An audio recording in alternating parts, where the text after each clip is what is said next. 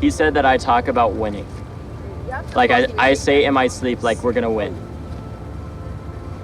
And honestly, I'm not surprised. We've turned out, we've marched, and we've fought harder than we've ever fought before for a morally just America that cares about us. Are you voting by any chance? Kind of, yeah. You can go vote today. We have a bus outside taking people to early vote. But are we going to vote for that America? We're ramping up. We're going to as many districts as we can. I was home for a day, washed my clothes, turned in my absentee ballot. I voted! Woo! This is a momentous time in my life. Yay. Don't wait for politics to affect you to become involved. Become involved today by voting for policies that won't get you killed tomorrow. I never look back and think I gave too much of myself, ever. Do you anticipate that you'll be up until the polls close, or? Yeah, at least until Orange County in California. I always look back and think I should have given more. How many people have we called today so far? Over 500 in this room alone. Should I pretend to be Emma Gonzalez? Hi, this is Emma. Hi, we call BS. Emma? Polls have closed in half the country. This is the 2018 midterm election. What difference will the youth vote make tonight? We fucking won.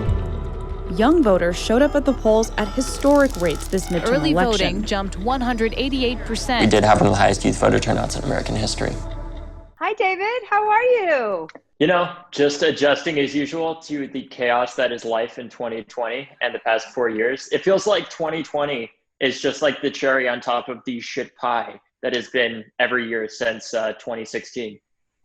It's really fucking hard right now to be upbeat. You wake up and you're like, today I'm going to be optimistic. It doesn't matter what fucking happens. I will be optimistic and I'm going to empower people. And then by noon, I'm like, oh, fuck it. I just want to smoke a joint and go to bed.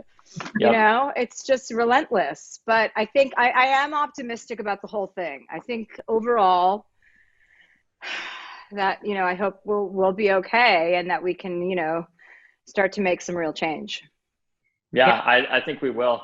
I would say probably the biggest thing is just realizing is the belief that not a single person can make a change, that your vote can't make a change. But I think that's been the impact of March and a lot of the other predominantly youth-led social movements that we've seen across the country is that young people are realizing people that look like them are voting, people that look like them are running for office. And I think if we saw anything in 2018, although 2018 didn't change everything, it's going to take time.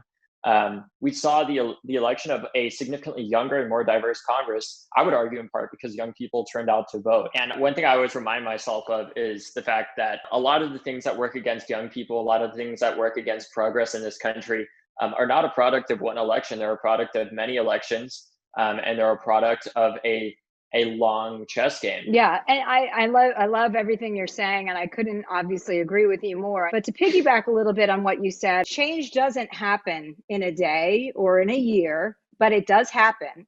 And you can choose to be a part of the system and part of the solution rather than saying, my vote doesn't matter, my vote doesn't count.